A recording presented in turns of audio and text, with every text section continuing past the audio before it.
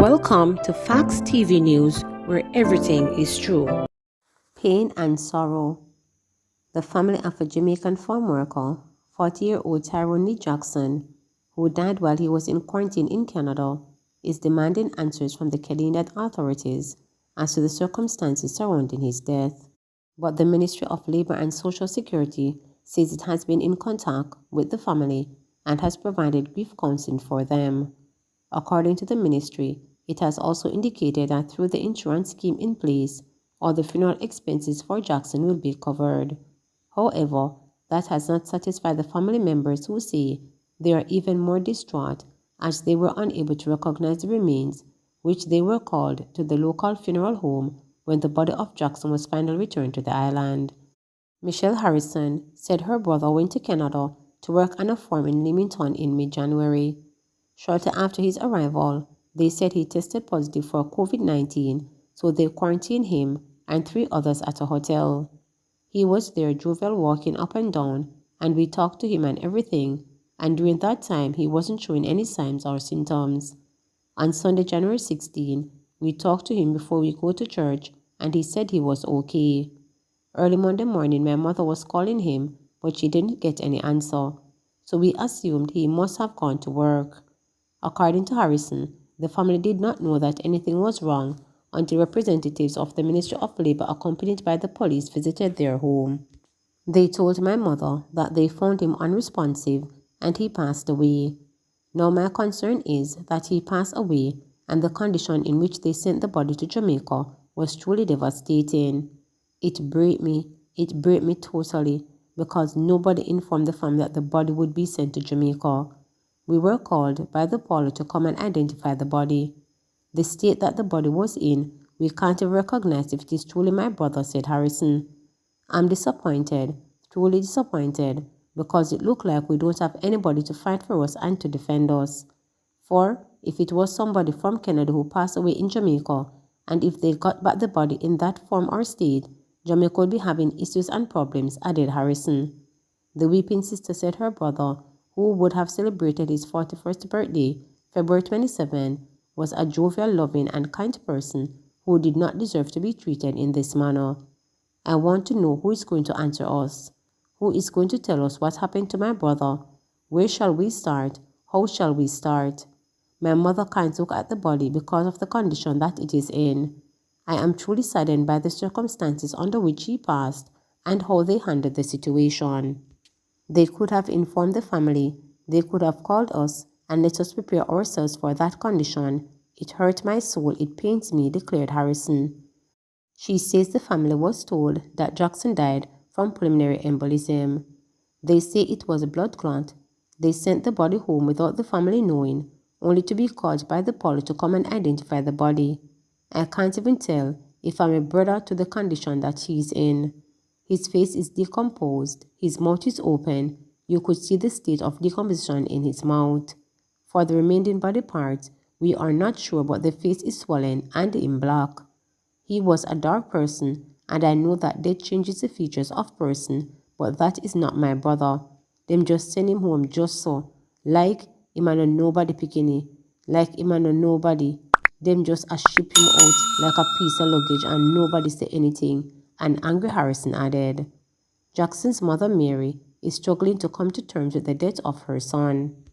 I'm not coping well at all, and I don't know how much longer I will be able to cope. I am broken, I am devastated. My son lived very hearty and come back in this condition that my children can't even show me a picture of his body because they say it is not in good condition. I would like to know what is going to happen, who is going to come to us and inform us. I would like the government of Jamaica to investigate this matter. If it is so, Jamaican farm workers are being treated in Canada, she be mourned.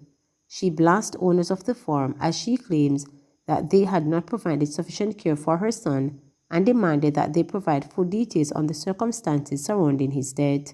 This is a disgrace on the government of Canada and the farm work program. He cooks my food and goes to get my medication. He was a loving, caring, dynamic son to me, and I can't believe that this thing happened. It is a shame. Their living condition is very dirty and unsafe, declared the grieving mother. Media reports in Canada quoted General Manager of Ontario greenhouse and vegetable growers as saying Jackson seemed to be in good shape, he was double vaccinated, there was no indication per, and he was set to come out of his quarantine the day after he died. He said the farmer, who Jackson was set to work for, had gone to the hotel to check on him that morning. When the farmer arrived, he didn't answer the door, the manager stated. The farmer and the hotel manager went in, opened the door and found that he passed away, or at least had no vital signs that they could detect.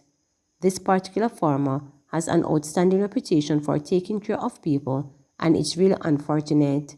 He feels terrible about losing this gentleman and having such a young person passing away, added the manager. Ontario Provincial Police of Milton and liaison officer from the Jamaican consulate are reportedly probing the case. Miltons Everything. Vendors in the Oxford Market in downtown Kingston are seeking assistance from the government to restart their businesses after fire razed the facility Sunday morning, leaving millions of dollars in losses. According to vendors, they lost everything and are not in a position to repurchase stocks. One vendor, Laverne Brown, reported that she is traumatized as she was just recovering from the theft of all her supplies last November. A couple millions, well, me and my daughter and my son-in-law in one, everything gone, and at 10 picking me have to feed. It no easy. Me cannot even send me picking them at school, to have it put me back. Me no have no idea how me go restart again. Cause me no have it. Me need help badly. Because the last time them thief everything off of me stall, me come one morning and everything lift up. That last year November, and me just rebuild and see where go down back on me again. And when me look on it, me just have to go just sit down and can't move, Brown said, while her daughter Sharika Charrington rummaged through the rumbles. With tears gathering in their eyes, both overflowing down the cheek, another vendor, Marcia Taylor, said she is mad and upset as like Brown, she lost everything in the blaze. Taylor could not put a figure to the loss, but said it was a lot, as she had grown the establishment from several $100s to now having 3 stalls. She said she saw the fire when it started, but it spread quickly, which did not allow the opportunity to save any goods and appliances that she had in the shop. Me can't tell you, because there's so many things, cause some me hustle and some me buy. A $700 me start the shop with, and me use $20 and me bill. As me saving now and saving pan and bill myself, I feel so proud of how I uplift myself. I feel like a woman without a man living with and know everything gone, Taylor said. 2 other vendors, Michael Daly and Leroy Shirley, whose stalls were beside each other, lost approximately $460,000 and $200,000 respectively. This is the second market fire in downtown Kingston in less than 1 week. Last Tuesday, a fire damaged a section of Railway Market, leaving an estimated $200 million in losses. Augusttown Zozo Communities, the long-awaited transformation begins. 1 year almost to the date, the Jamaica Social Investment Fund JSIF this month kicked off the build phase of the Augusttown Zone of Special Operations Zozo, focusing on the troubled communities of African Gardens and Goldsmith Villa. Major infrastructure works have started to rehabilitate roadways and sidewalks, regularize the water supplies network, rehabilitate the drainage system, and install fire hydrants under the Government of Jamaica Integrated Community Development Project 2. A JSIF press statement said the sub-project will cost the government approximately $200 million and were projected for completion within 6 months. CEAC Solutions Company Limited are the consultants for the African Gardens and Goldsmith Villa West areas, while Contracts Enterprise Limited is the contractor for African Gardens and Stone Plus Limited for Goldsmith Villa West. The projects got the blessing of Member of Parliament for the area, Favour Williams, as the Managing Director of the JSIF and Deputy Chairman for the Zozo Omar Sweeney on a recent tour of the communities.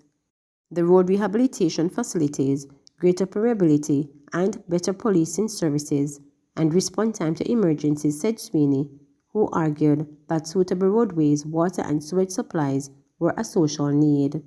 St. Andrew East MP Williams, who is also Education Minister, said she was overjoyed that the work has begun, adding it gives hope. It signals that the government is working for the people She expressed appreciation to the JSIF team for overseeing the process and looked forward to the completion and transformation of the areas.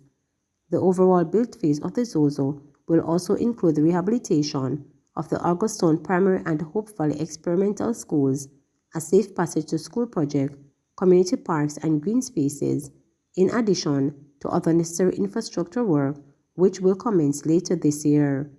The projects are being implemented in partnership with the Ministry of Education and Youth, National Works Agency and the National Water Commission. CPFSA's Big Plan for Children in State Care.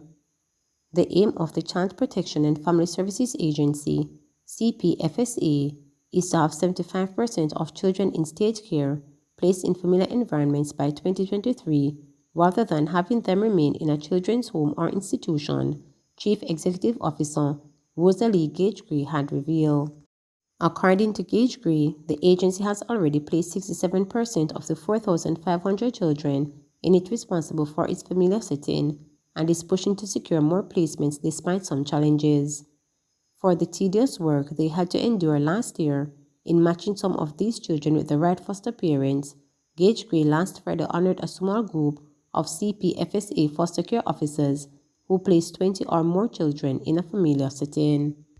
The officers are expected to visit the new family and assist them with school placements and any needs that the child has. They help them satisfy those needs.